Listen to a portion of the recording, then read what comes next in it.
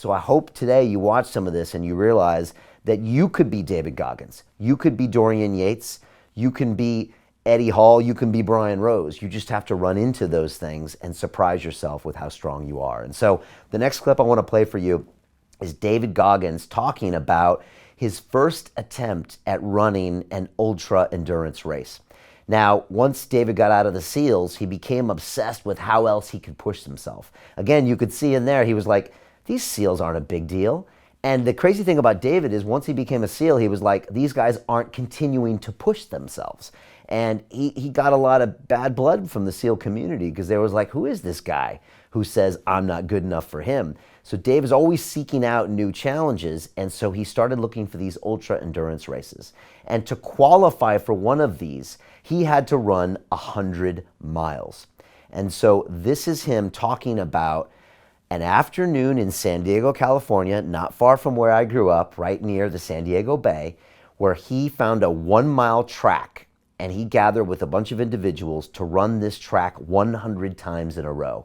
David had no preparation. He brought some Myoplex, which is a crappy protein powder, and some donuts with him, and his wife. And this is him talking about his first experience pushing himself beyond his imagination. And here's David talking about that.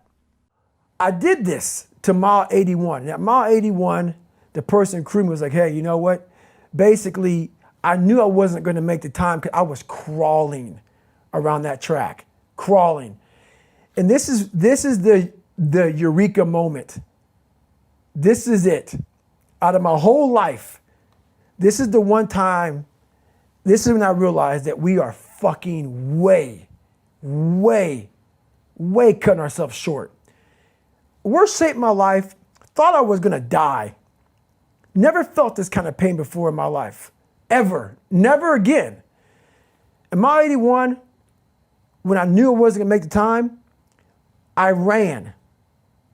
I ran 20 miles. I did 101 miles. I was averaging like 10:30s.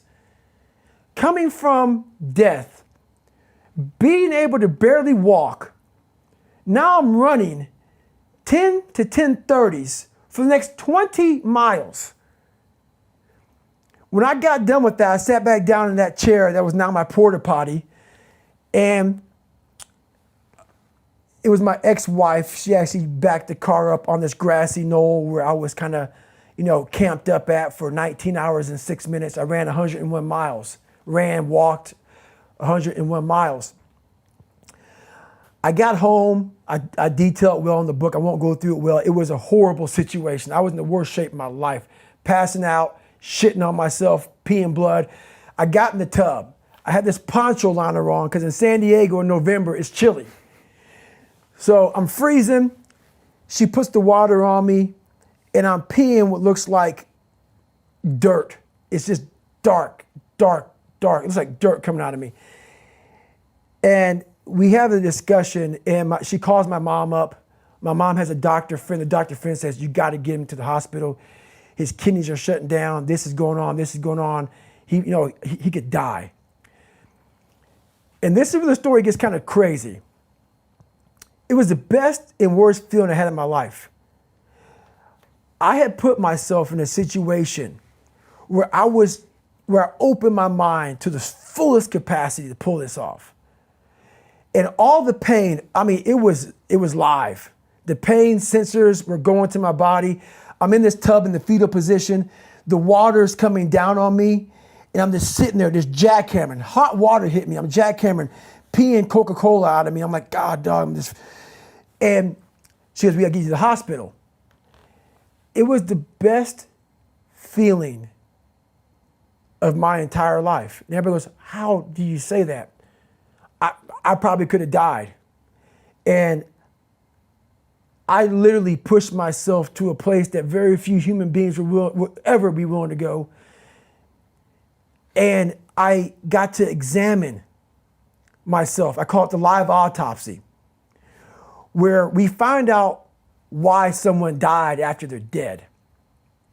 I got a chance in 19 hours and 6 minutes to put myself in the worst possible condition I could possibly be in and figure out how to get through it and get through it.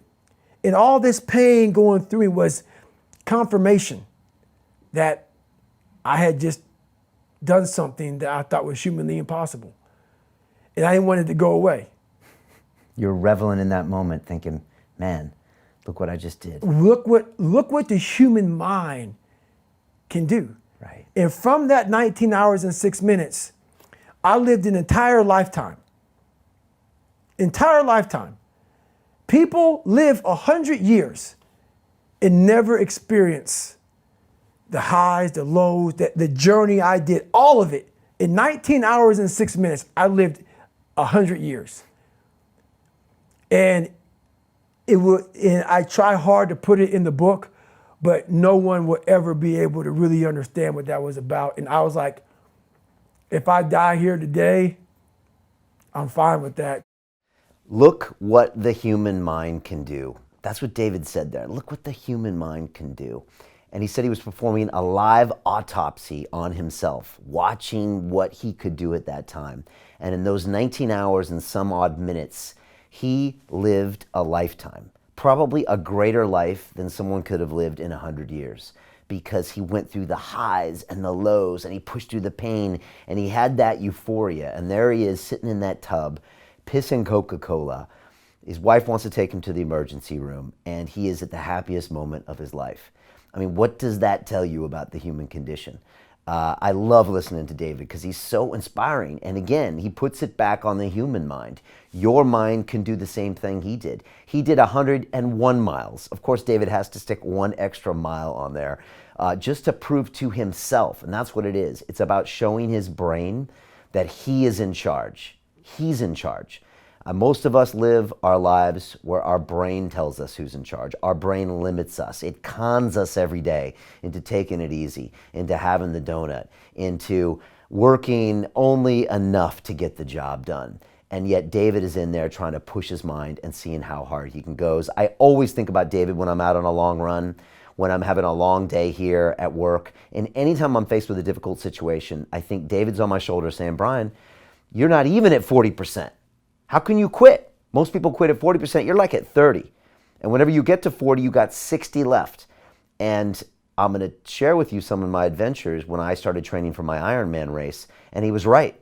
I would start telling myself stories about trying to quit on my runs and my bikes and my swims. And once I told my brain to shut up, I went further and further and further and realized it was conning me and trying to bullshit me all the time. And that's what our brains do most of the time. They try to talk us out of greatness. They try to talk us out of pushing through and getting to the next level. And if you know that, then you're in a constant game of cat and mouse with your brain. It knows how to push all your buttons. It knows how to trick you with ideas, and it can put things in there because it knows how to push those buttons. But if you stay vigilant, then you can find a way to overcome it. And so that's what we're going to talk about today. Most people quit at 40%. What is your 40% is what I want to ask you. What have you quit on in the past that you think you can push through to the next level?